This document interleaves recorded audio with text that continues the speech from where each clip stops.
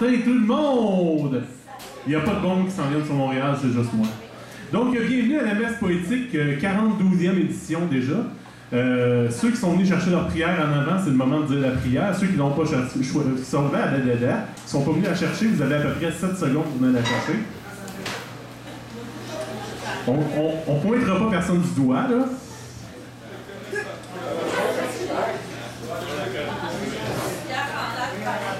Donc, la prière, pour ceux qui l'ont pris, je vous préviens, il n'y a rien de religieux là-dedans. Si vous finissez en enfer, ce n'est pas la faute de ma prière, c'est votre faute. Mais c'est ça, c'est une prière pour lancer la messe poétique, donc je vais essayer de gagner du temps encore un peu, là, un petit 5-6 secondes. Là. OK. Donc, on va y aller avec la prière. Je vais vous demander de la lire avec moi, s'il vous plaît. Comme je vous dis, vous ne finirez pas en enfer de ma faute, ça va être votre faute, pécheur.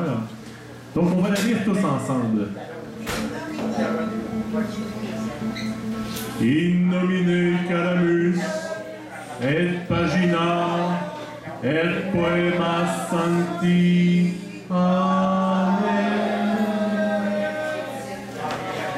Donc, au nom de la...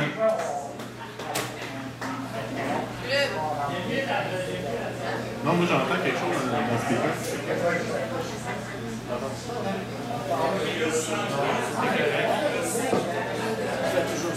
Vous êtes dans le noir. Parce que j'entends quelqu'un qui parle.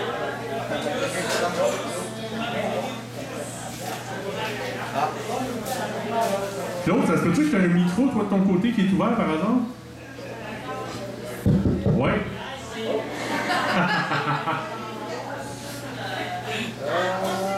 Normalement, les voix, je les entends dans ma tête, je les entends pas dans le speaker. Donc, comme je disais, c'est au nom de la plume, de la page et de la sainte poésie. Amen. Pour ceux qui ont suivi, puis ceux qui n'ont pas suivi, ben c'est ça quand même.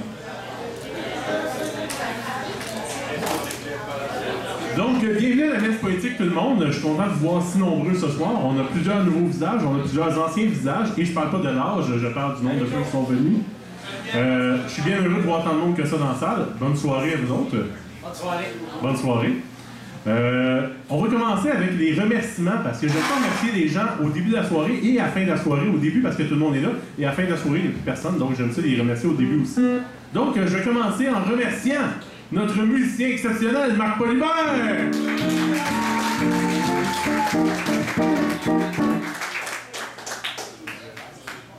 On va remercier l'homme à la caméra, l'homme qui va filmer la soirée et diffuser ça sur les réseaux sociaux, Monsieur Lou Solitaire.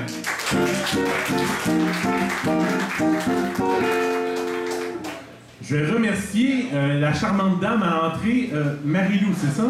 Marie-Lou, oui, Marie-Lou, merci d'avoir enregistré les gens. Et merci aussi à Claude Legault, propriétaire du Bistrot de Paris, qui nous permet de faire nos folies ici à chaque mois. Merci Claude.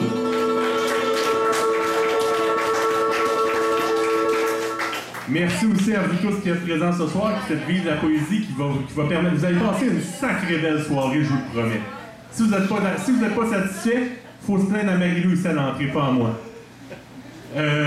Après ça, oui, filmer. Oui, on parlait de filmer. Au cas où ça paraît pas, je suis complètement chaotique, moi, dans ma tête, j'ai aucune idée de ce que je fais. Donc, filmer. Oui, comme vous voyez, les soirées sont filmées. Quand vous êtes rentrés, on vous a fait signer un papier comme quoi vous seriez filmé ou photographié ce soir et que ça serait diffusé sur les réseaux sociaux. Malheureusement, j'ai plus le choix de faire un formulaire comme ça parce que, encore tout récemment, on a perdu les soirées des créatures du cosmos. Quelqu'un qui a fait une plainte pour droit d'auteur, malheureusement.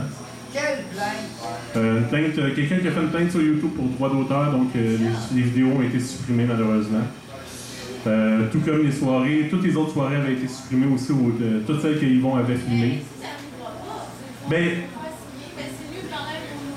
j'aime quand même mieux vous le dire, quand même, parce qu'on ne sait jamais ce qui peut arriver malgré tout.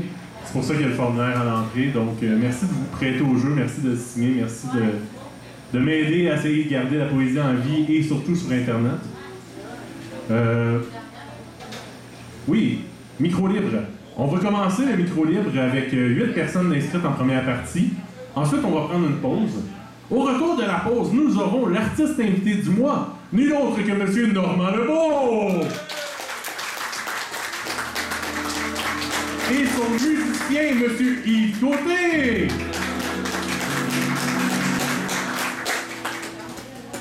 Ensuite, on va prendre une autre pause et nous aurons le micro libre jusqu'à plus soif. Jusqu'à plus soif ce soir, ça va être jusqu'à plus soif pour de vrai, mais Marc va devoir nous quitter maximum à 23h, donc ça se pourrait qu'il y en ait qui passent, si vous passez très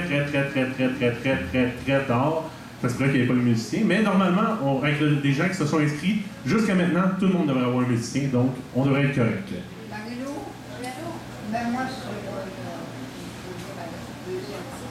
Donc, on va commencer la soirée, et comme vous savez, comme plusieurs d'entre vous le savez, comme certains d'entre vous, comme 2 personnes dans la salle le savent, Madame Minou, tout à l'heure. OK. Donc, on va y aller avec... on va commencer la soirée. Je commence toujours la soirée en disant un poème d'un poète qui vient d'ailleurs. Un poème... j'y étais avec un poète africain, j'y étais avec un poète anglais, j'y étais avec un poète américain. Et là, j'ai décidé d'y aller avec un poète bien d'ici, un poète qui est canadien, mais que ses écrits viennent en partie d'ailleurs. Et en tant que tel, c'est ça, Michel, tu le connais peut-être. C'est un poète qui est belge de naissance, mais qui est maintenant canadien. Donc, j'ai décidé de lire un de ses poèmes pour commencer la soirée. Et c'est un poème que j'aime particulièrement. Je suis pas du tout à la bonne page. C'est un poème qui s'appelle Montréal. Peut-être que tu en as déjà entendu parler. C'est un excellent poète. Donc, je vais commencer en disant son poème qui est magnifique, qui s'appelle Montréal. Au printemps frileuse, elle guette de Saint-Laurent, s'envoler en fumée glacée, laissant ses méandres en serpent. D'une lumière nouvelle inondée, en été radieuse, elle pointe ses argentés clochers vers le firmament brûlant et laisse promener ses cochers sur les sentiers ondulants. À l'automne soucieuse, elle profite avant que les fleurs ne fanent. De l'été indien, instant fugace, bientôt la nature sera diaphane et la bourrasque prendra toute place. En hiver rigoureuse, elle se replie et doux privilège. Pain de glace de Mont-Royal devient cathédrale de neige, où l'érable pleure son sucre jouable. C'était Montréal de Michel Darras.